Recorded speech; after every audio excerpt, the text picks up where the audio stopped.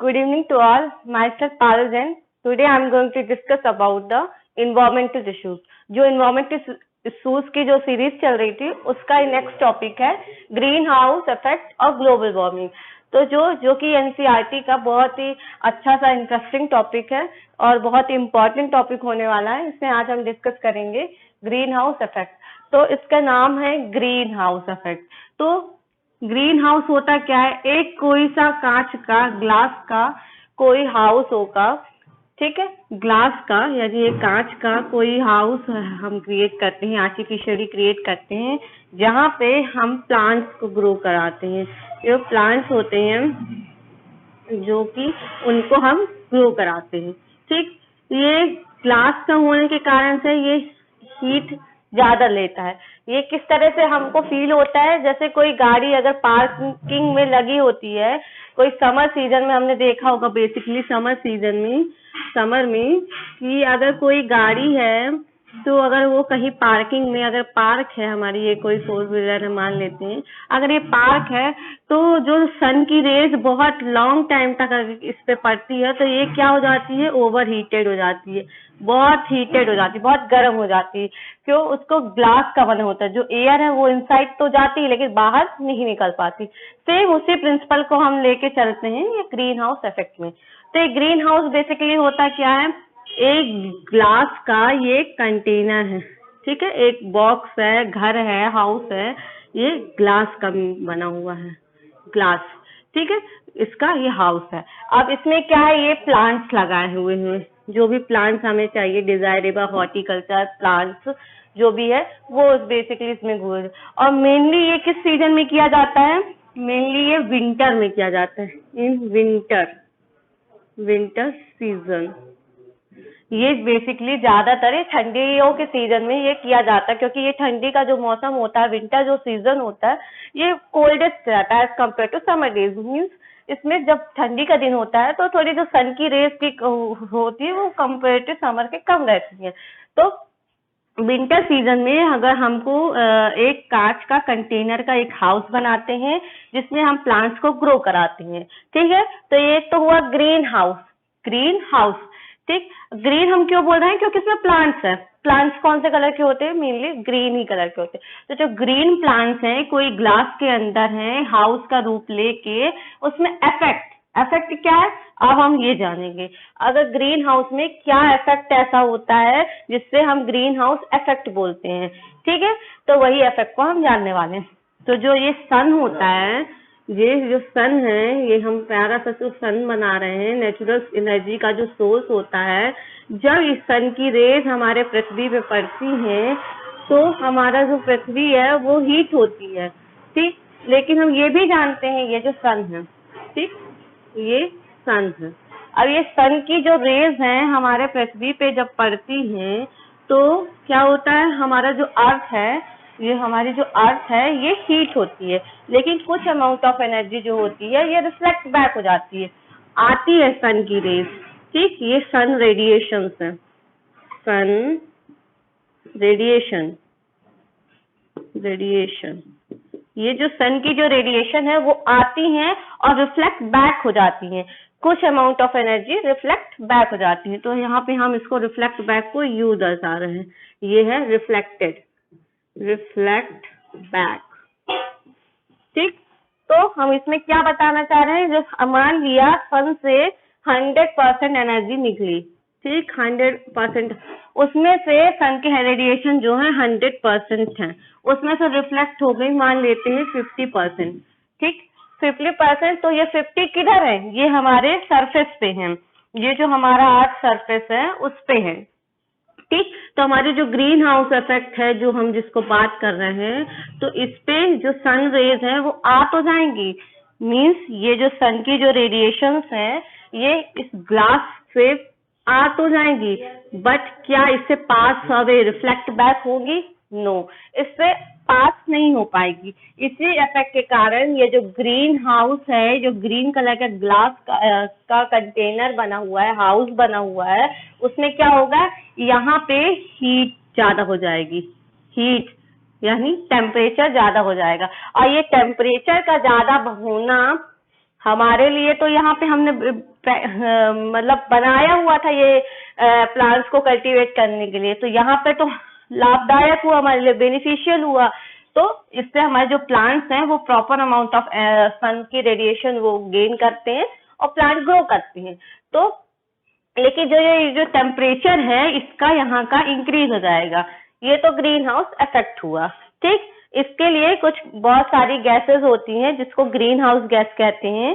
तो ये green house effect का कॉन्सेप्ट हुआ। फिर से हम इसको समझेंगे, बात बहुत छोटी सी है, बहुत सिंपल सी है। सन से जो रेडिएशंस होती हैं वो अर्थ पे आती हैं, ठीक है। ये जो सन की जो रेडिएशंस हैं, देखिएगा, सन की जो रेडिएशंस हैं वो अर्थ पे आती हैं, अर्थ पे आई, ठीक। अब ये अर्थ पे आई तो कुछ अमाउंट ऑफ एनर्जी अर्थ से रिफ्लेक्ट बैक होती हैं। सन की जो रेडिएशंस हैं ये बैक हुई, ठीक है। ये रेडिएशन आई, ये रेडिएशन कुछ अमाउंट ऑफ एनर्जी जो सन की रेडिएशन है वो बैक हुई। तो जो अर्थ सरफेस पे अमाउंट ऑफ सनलाइट है एग्जिस्ट कर रही है, अगर इसमें ग्रीन हाउस इफेक्ट ऐड हो जाए, अगर ग्रीन हाउस इफेक्ट जो ग्रीन हाउस गैसेस जो है हमारे अर्थ पे है, अगर ये अर्थ पे रहेंगी तो जो सन की रेडिएशन है उसको रिफ्लेक्ट होने से बचाएगी, उसको रिफ्लेक्ट होने नहीं देंगी। तो मीन्स जो 50% बैक होती थी वो स्टे कर जाएंगी, कहाँ, हमारे अर्थ सरफेस पे। अगर हमारे अर्थ सरफेस पे ये हम 100% जो लिए थे, अगर ये 50% बैक नहीं होंगी, कंडीशन समझिए, अगर ये जो 100% आई थी अगर ये बैक नहीं होगी तो यहाँ पे क्या होगा, 100% एनर्जी बन जाएगी। तो क्या हमारे लिए इतनी सन से जो आने वाली जो एनर्जी है, जो रेडिएशन है, अगर पूरी रहेगी तो क्या हमारे लिए बेनिफिशियल है? सन में अगर हम समर सीजन में निकलते हैं और बोलते बहुत तेज धूप है, हमें इरिटेशन होने लगती है, सन रेज बहुत तेज पड़ती है, तो क्या हमारे लिए वो पूरी की पूरी एनर्जी यूजफुल है? नहीं, हमको एक अमाउंट में ही एनर्जी जो होती है, सन की रेडिएशंस होती हैं, सनलाइट होती है, वो ही जरूरत है। जरूरत से ज्यादा बोलते हैं ना, वो लाभदायक नहीं होता, फिर वो हानिकारक हो जाता है। तो वही अगर जो सन की रेडिएशन अगर रिफ्लेक्ट बैक नहीं होती है तो उससे हमारे लिए बहुत सारे प्रॉब्लम क्रिएट्स होते हैं। वो क्या क्या डिसएडवांटेज होते हैं, क्या क्या ग्रीन हाउस और ग्लोबल वार्मिंग के कारण होते हैं, वो हम लेटर डिस्कस करेंगे। लेकिन पूरा चीज का कॉन्सेप्ट क्या है कि सन की रेडिएशन हमारे अर्थ सरफेस पे आना और रिफ्लेक्ट बैक हो जाना, ये नेचुरल प्रोसेस है। आए सनलाइट और कुछ हमारी सनलाइट जितनी हमारे लिए यूजफुल होती है वो अर्थ सरफेस अब्सॉर्ब कर लेती, जो यूजफुल नहीं होती वो रिफ्लेक्ट बैक हो जाती है, जिससे हमारा जो अर्थ का बैलेंस इक्विलिब्रियम बना रहता है, सनलाइट का इक्विलिब्रियम बना रहता है। लेकिन अगर ये इक्विलिब्रियम अगर जो नेचर ने जो डिसाइड कर रखा है कोई भी चीज हो, तो अगर वो उसका नेचर के साथ अगर कोई छेड़खानी करता है, डिसइक्विलिब्रियम करता है, तो वो एक इशू, इन्वायरमेंट इशू बन जाता, मीन्स हमारे लिए प्रॉब्लमेटिकली हो जाता है, ठीक है। वो डिजास्टर, डिसीज जैसे चीज का नाम पॉल्यूशन जैसे चैप्टर में आता है, ठीक है। तो वो एक हमारे लिए प्रॉब्लम क्रिएट हो जाती है। तो ये हुआ green house. As similar global warming, ये अगर कोई ग्रीन हाउस यानी कोई जो कांच का हमने बॉक्स बनाया है, हाउस बनाया है, उसमें होती है तो ये ग्रीन हाउस कहलाती। मगर अगर पूरे अर्थ सरफेस को हम अगर लेके चलते हैं, जो कि अभी मैंने बताया कि सन की लाइट अगर जो आ रही है पूरे अर्थ पे आ रही है, जो ये सन की जो लाइट है पूरे जो अर्थ पे आ रही है, जो हमारी जो पृथ्वी गोल है, अगर इस पे पूरा पड़ेगा तो इस पे जो टेम्परेचर होगा, तो जो अर्थ का टेम्परेचर है वो कितना हाई होगा कि लो होगा? ऑब्वियसली हाई होगा, मीन्स बढ़ता ही जाएगा, ठीक है। तो टेम्परेचर बढ़ता जाएगा। अगर टेम्परेचर अगर हम आपको कोई भी चीज है, अगर कोई लिमिट से ज्यादा टेम्परेचर रख दिया, बढ़ा दिया जाए, चाहे वो लिमिट से ज्यादा घटा दे या बढ़ा दे, तो हमारे लिए नुकसान ही दायक होगा। हमारे जो प्रोसेस है उसमें कोई चेंज आएगा, तो हमने पहले ही चैप्टर में डिस्कस किया था, कोई भी जो फिजिकली, केमिकली या बायोलॉजिकली कोई चेंज होता है उसको हम पॉल्यूशन कहते हैं। वही एक पॉल्यूशन के अंदर ये भी आता है, ठीक है। तो मतलब हम अगर कोई भी प्रोसेस को अगर उसमें डिस्टर्बेंस क्रिएट कर रहे हैं, नेचर के लॉ के साथ, अगर हमने जो नेचर के रूल्स के साथ अगर कोई छेड़खानी कर रहे हैं, कोई उस पे परिवर्तन कर रहे हैं, कोई चेंज कर रहे हैं, तो या वो ह्यूमन मेड हो या नेचुरली हो, तो वो एक प्रॉब्लम का नाम लेता है। वो प्रॉब्लम क्या कहलाती है? Green house effect, global warming. ठीक है, तो ये ग्लोबल क्यों बोला जा रहा है? ग्लोबल मीन्स क्या? हमारी पूरी पृथ्वी, ना इंडिया, ना चाइना, ना पाकिस्तान, पूरा ओवरऑल हमारी जो अर्थ है, हमारी पूरी अर्थ में सनलाइट तो पूरी आती है, सारे अर्थ में सबको मिलती है। तो जो पूरी अर्थ का टेम्परेचर जब हाई हो जाएगा, रिफ्लेक्ट बैक नहीं होगी हमारी सनलाइट, तो जो अर्थ का टेम्परेचर वो हाई होगा, तो बहुत सारी प्रॉब्लम होंगी। तो वो प्रॉब्लम क्या है? हमारी जो ग्लिसरीज है, जो हिमालय में जो बर्फ जमी हुई है, वो पिघलने लगेगी। अगर वो पिघलेगी तो क्या होगा? पानी ज्यादा हो जाएगा, और बहुत सारे जगह है जो पानी से सबमर्ज हो जाएंगे, यानी वो डूब जाएंगे। तो ऐसे बहुत सारे डिसएडवांटेज हैं जो कि होंगे। ठीक है, तो ये पूरा कॉन्सेप्ट रहा ग्लोबल वार्मिंग का। अब इसमें कौन कौन सी गैस इसके लिए रिस्पॉन्सिबल होती हैं, वो हम जानेंगे कि कौन सी गैस है जो ग्लोबल वार्मिंग के लिए रिस्पॉन्सिबल है। ठीक है, तो यहाँ हम लिखते हैं ग्रीन हाउस गैसेस, ये हैं ग्रीन हाउस गैसेस। ठीक है, तो हमारे ग्रीन हाउस में जो गैसेस होती हैं, जो कि एयर जो सनलाइट को ट्रैप कर लेती हैं, मतलब उनको पकड़ लेती हैं और उनको वापस जाने नहीं देती। अगर हम आए कुछ देर के लिए आपके घर और आप हमें पकड़ के रख लें, जबरदस्ती रख लें, तो वो क्या काम कर रही है? ग्रीन हाउस, जो कि काम यहाँ पे ग्लास कर रहा था। ग्लास का जो हाउस था, जो काम यहाँ पे कर रहा था, अब वो ग्लोबल वार्मिंग वर्ल्ड जब जुड़ेगा, पूरे पृथ्वी पे जुड़ेगा, ये गैसेस हैं। इन गैसेस में क्या क्या आते हैं? ये हम बनाते हैं, ये तो मीथेन आती है, मीथेन CH4 जिसको हम बोलते हैं, केमिस्ट्री में आपने पढ़ा होगा, सुना होगा। ये मीथेन हो गई। और क्या होता है, यहाँ हम अच्छे से बना ड्रॉ कर लेते हैं। ये है मीथेन पोर्शन हो गया।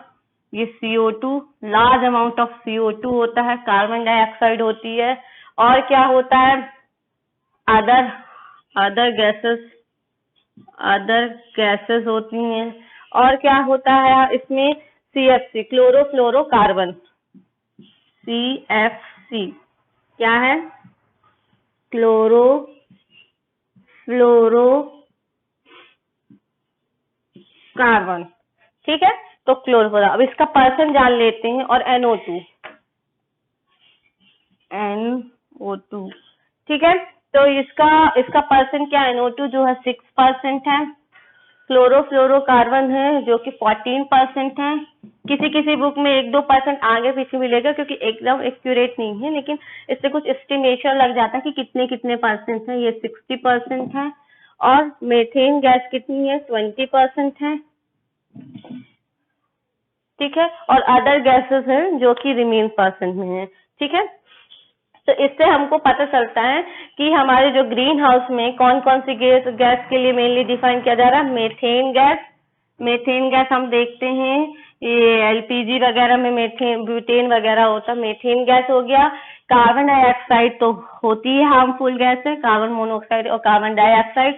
अदर गैसेस में जो सल्फर हो गया और भी टॉक्सिक गैसेस जो होती है वो हो गई।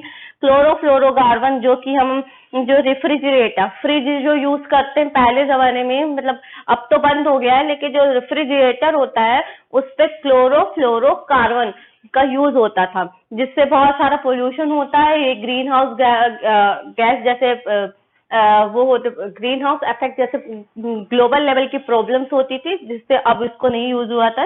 लेकिन बहुत सारे अभी भी रीजन ऐसे इंडस्ट्रीज प्रोडक्ट बनते हैं, बहुत सारी ऐसी चीजें हैं जिसमें अभी भी क्लोरोफ्लोरोकार्बन का यूज होता है। ठीक है, और नाइट्रस ऑक्साइड जो है वो है। तो ये सारी गैसेस हम देखते हैं हमारे एटमॉस्फेयर में प्रेजेंट होती हैं, ये हमारे एटमॉस्फेयर में रहती ही हैं, और ये एटमॉस्फेयर में रहती हैं तो जो सन की जो रेज है इसको ट्रैप कर लेती हैं। और अगर ये जो गैसेस अगर रहेंगी तो हमारी जो सन की जो रेडिएशन है जो आती है वो वापस नहीं जा पाती, जिसके कारण हमारा जो अर्थ है वो ग्लोबल, जो हमारा जो अर्थ है, जो ग्लोब है, वो क्या होता है, वार्म, वार्म मीन्स गर्म होना। तो जो ग्लोबल है, जो हमारा अर्थ है, वो वार्मिंग मीन्स क्या, हीट होना। तो जो हमारी जो अर्थ का गर्म होना, हमारा टेम्परेचर हाई हो जाना ही ग्लोबल वार्मिंग है। ये दोनों कॉन्सेप्ट इंटर रिलेटेड है, एक ही है दोनों कॉन्सेप्ट देखा जाए तो। ये हुआ ग्रीन हाउस इफेक्ट। ये ग्रीन हाउस की जो गैसेस हैं, ये बहुत ज्यादा पूछा जाता है कि कौन कौन सी गैसेस होती है ग्रीन हाउस की। तो ये हम याद रखेंगे, नाइट्रोजन ऑक्साइड, क्लोरोफ्लोरोकार्बन, मीथेन और CO2। ठीक है, जिसके कारण ग्रीन हाउस इफेक्ट और ग्लोबल वार्मिंग होता है। फिर से लास्ट टाइम हम इसका डिस्कशन करेंगे, फिर हम इसके बाद बताएंगे कि ग्रीन हाउस इफेक्ट के कॉजेस क्या क्या हैं, इसके इफेक्ट क्या क्या हैं और इसके कंट्रोल कैसे किया जाता है। लास्ट बार इसको हम समराइज कर लेते हैं। कोई भी ग्लास का कंटेनर होता है, कोई भी ग्लास का कंटेनर होता है या कोई हाउस होता है जो कि ग्लास का मेड अप ऑफ ग्लास होता है, जिसमें प्लांट्स हम ग्रो करते हैं। कोई भी प्लांट हो गया, हॉर्टिकल्चर करने वाले, इसमें फ्लावरिंग प्लांट जो भी आप हम उस पर ग्रो करते हैं, मेनली कब किया जाता है, विंटर सीजन में किया जाता है। ठीक है, समर में क्यों नहीं करते बोलेंगे, समर में already appropriate amount of energy आ ही जाती है, टेम्परेचर हाई वैसे ही होता है, इसलिए बेसिकली विंटर में किया जाता है। जैसे सर्दियों के दिनों में धूप थोड़ी कम निकलती, इसलिए हम ज्यादातर इसको विंटर सीजन में यूज करते। तो जो ग्लास का कंटेनर जिसमें प्लांट्स ग्रो कर रहे हैं, उसमें जब सन है, सन के पूरे अर्थ में जो एनर्जी जाती है, जब सन की जो लाइट है पृथ्वी पर आती है, तो पृथ्वी पर आएगी तो ये ग्रीन हाउस पे भी आएगी।